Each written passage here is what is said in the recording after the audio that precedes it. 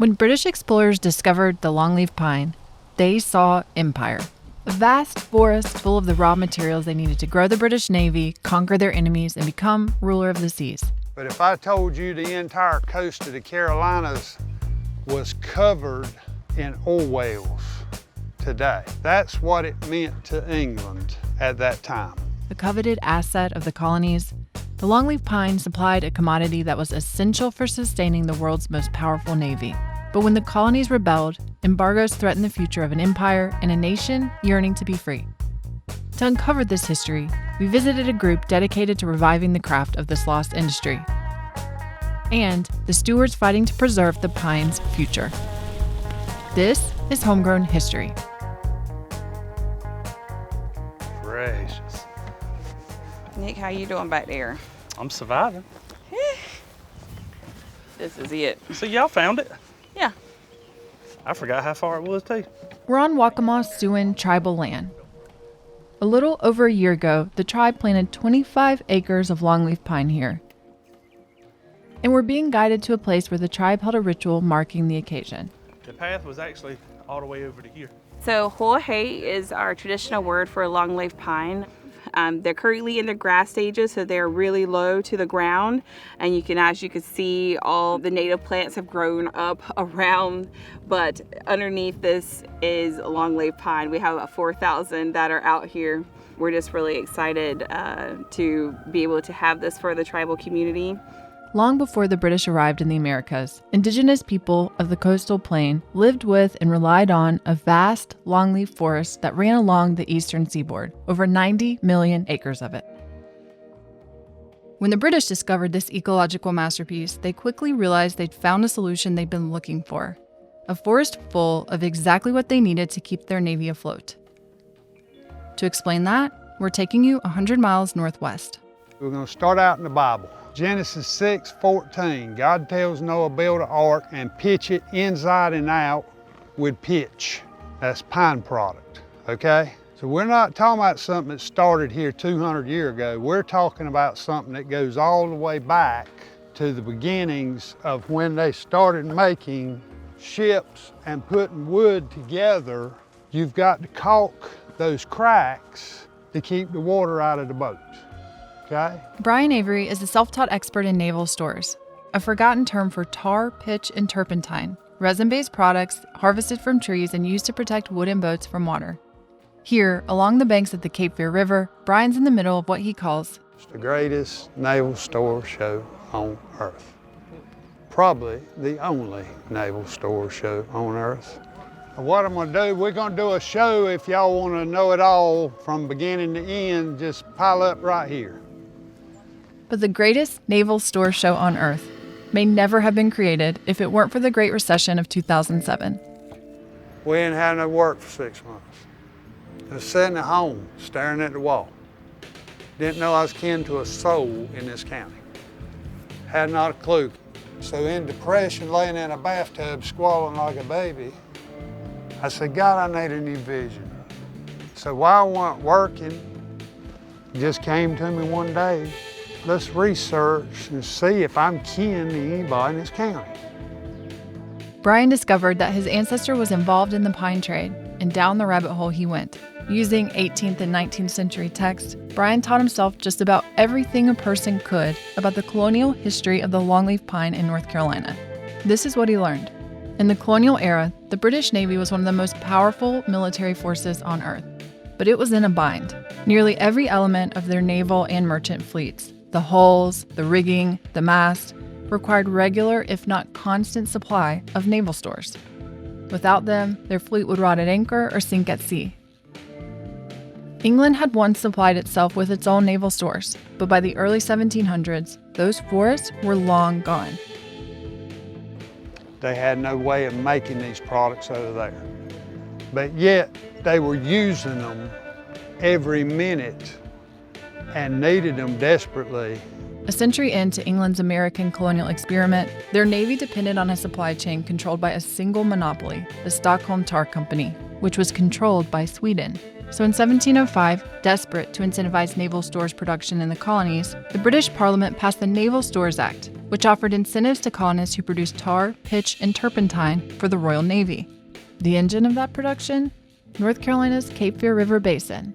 Vast longleaf pine savannas, an extensive river system that provided transport from the piney woods to the sea, and 2 ports, Brunswick and Wilmington, that funneled those products into and onto British hulls. So from day one in this state, we were in the middle of nasty tar, dipping it at night, and a deer run by and you sprinkle it on the ground and step in it.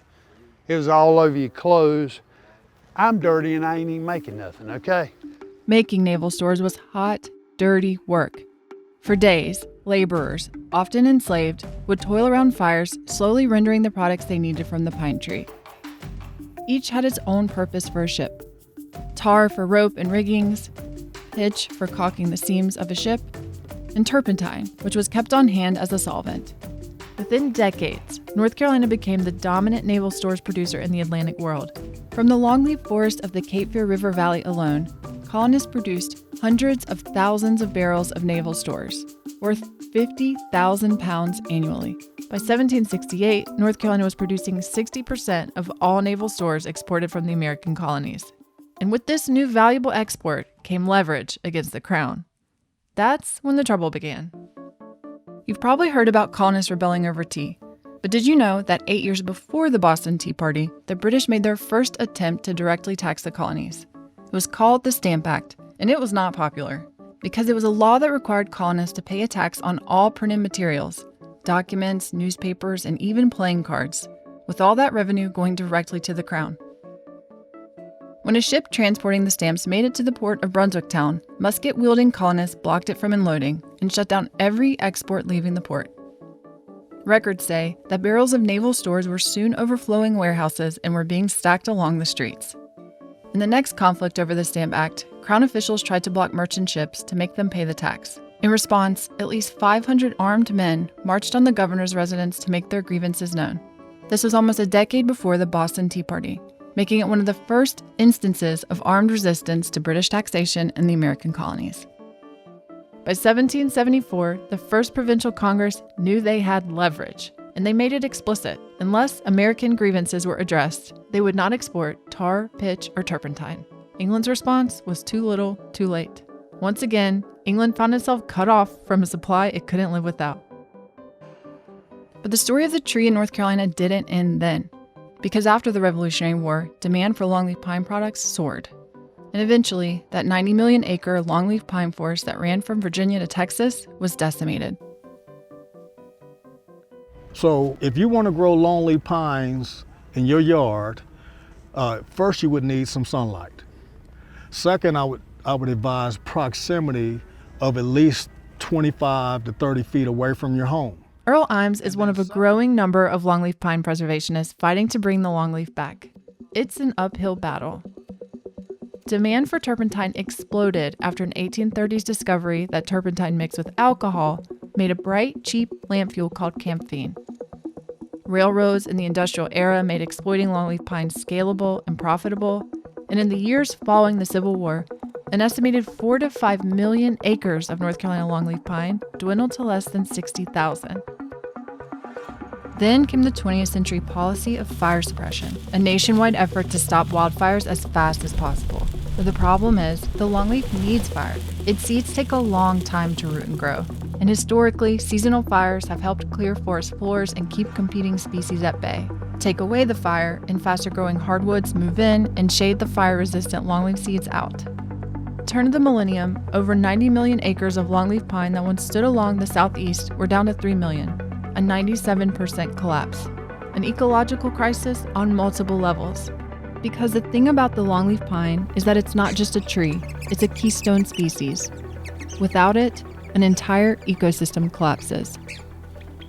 In a hardwood ecosystem and in a commercial ecosystem, you're not going to get many native plants growing. Things like pitcher plants, things like Venus flytraps, animals like red cockaded woodpeckers won't come back, but at the very least, we still have the opportunity to harvest seeds from existing longleaf pines from forests that we now cultivate these and reintroduce this back and encourage everyone to replant longleaf and reclaim our natural history and heritage.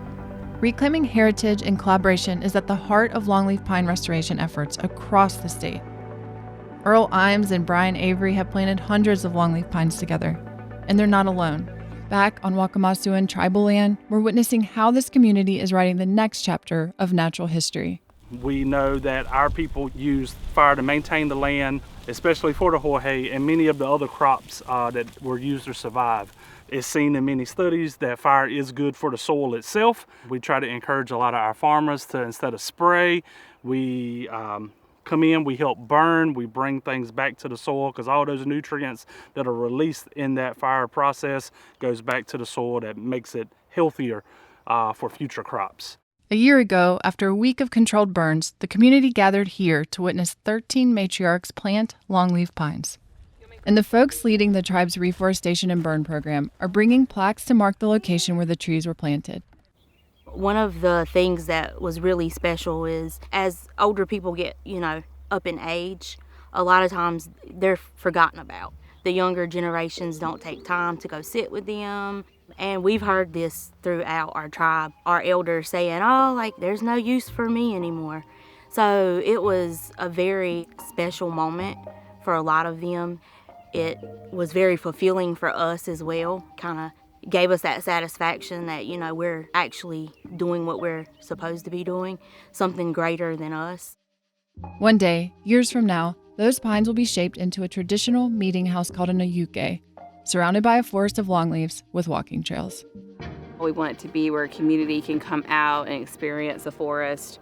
And it really is thinking beyond our lifespan too. I mean, I'm young, but I'm not too young. I might still be here whenever the forest grows up, but the hope is to plant for the next 7 generations. So the work that we do here is going to be work that's going to carry on through the next 7 generations for our tribe, and other tribes can also, and everyone around really come and experience it. But it takes a lot of forethought and planning and faith to be able to see something before it happens.